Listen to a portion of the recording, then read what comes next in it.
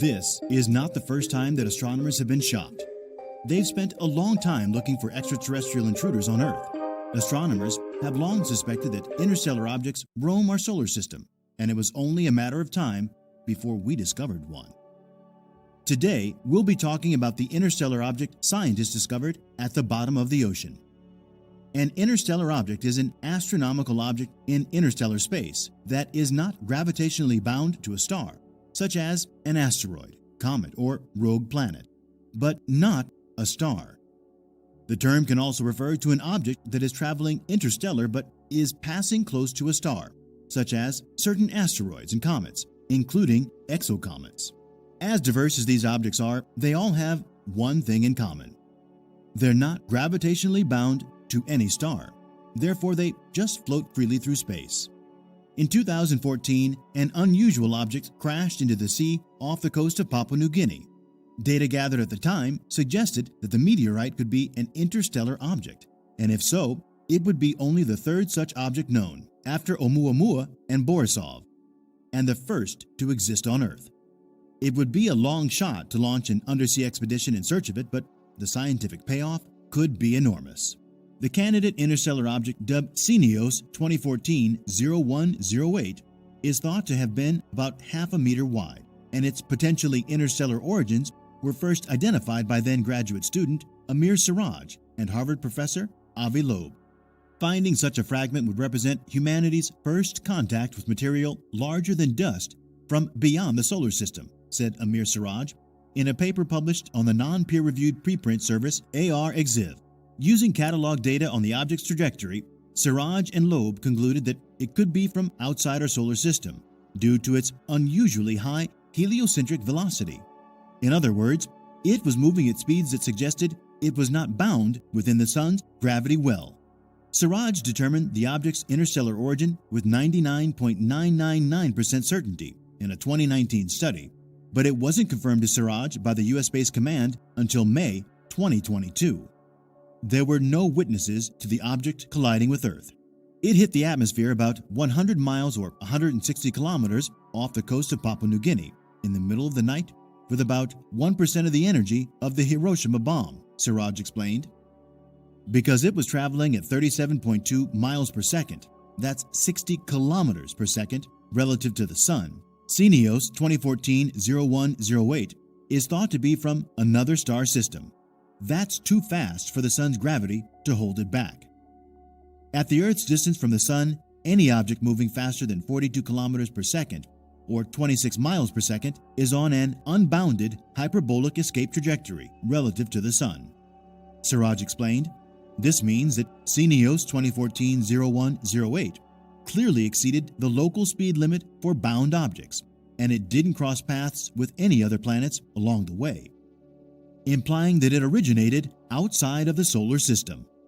However, there is a catch. The data used to calculate the object's impact with Earth came from a U.S. Department of Defense spy satellite designed to monitor military activities on Earth. As a result, the precise error values of the measurement are a closely guarded secret, as the U.S. military is wary of revealing the precise capabilities of their satellite. However, without these details, many scientists are understandably hesitant to officially classify Cineos 2014-0108 as an interstellar object. It was the interstellar object discovered in our solar system. Previously, the title was held by an oblong object known as Oumuamua, the space rock discovered in 2017 during the Pan-STARRS Sky Survey, zipped through our solar system at nearly 57,000 miles per hour, or 92,000 kilometers per hour, prompting Harvard astrophysicist Avi Loeb, a colleague of Siraj's, to speculate that it could be an alien machine. Comet 2I Borisov, the first interstellar comet discovered in 2019, was discovered by amateur astronomer Gennady Borisov in Crimea. Cut to Siraj and Loeb's Galileo project, a $1.6 million expedition, Cineos 2014-0108, according to Siraj, the material strength of the meteorite far exceeded that of a typical iron meteorite, making recovery even easier. Material strength is the ease with which something can be deformed or damaged by a load. Most meteorites contain enough iron to stick to the type of magnet we intend to use for the ocean expedition, he explained. Given its extremely high material strength, it is very likely that the Cineos 2014-0108 fragments are ferromagnetic. The Galileo project's ship would depart from Papua New Guinea, towing a magnetic sled on a long line winch along the seabed at 1 mile per day, or 1.7 kilometers, for 10 days. It is hoped that the magnet will be able to recover tiny fragments of the meteorite as small as 0.04 inches. That's just 1 millimeter across. However, it is unclear when the astronomers will be able to embark on their journey. The Galileo project had already received a $500,000 commitment, with an additional $1.1 million needed to make it a reality. According to Siraj, this is a good deal when compared to a space mission. Another way to study an interstellar object at close range is to launch a space mission to a future object passing through Earth's neighborhood, said Siraj, who is also working out the details of such a mission with Loeb, just in case another object like Oumuamua appears in the solar system. However, that would be 1,000 times more expensive, costing around $1 billion. However, tracing the meteorite's remnants is likely to be difficult because it may have burned up during its descent into Earth's atmosphere, leaving only fragments scattered across the ocean floor. As a result, the expedition team would most likely be carrying a large magnet connected to a trawling ship in order to collect the pieces. Last year, Loeb told Universe Today that such a search could give us the opportunity to actually put our hands on the relic and figure out whether it's natural, whether it's a rock, or whether, a small fraction of those interstellar objects might be artificial. In recent years, Loeb has been vocal about the possibility that interstellar objects such as Cineos 2014-0108, Oumuamua, and Borisov are artificial objects created by extraterrestrial intelligence.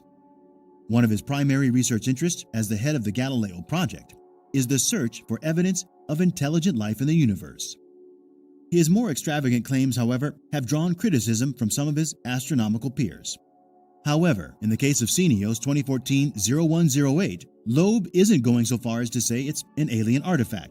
This result does not imply that the first interstellar meteor was created artificially by a technological civilization and was not natural in origin, he and Siraj wrote in their most recent paper outlining the ocean expedition.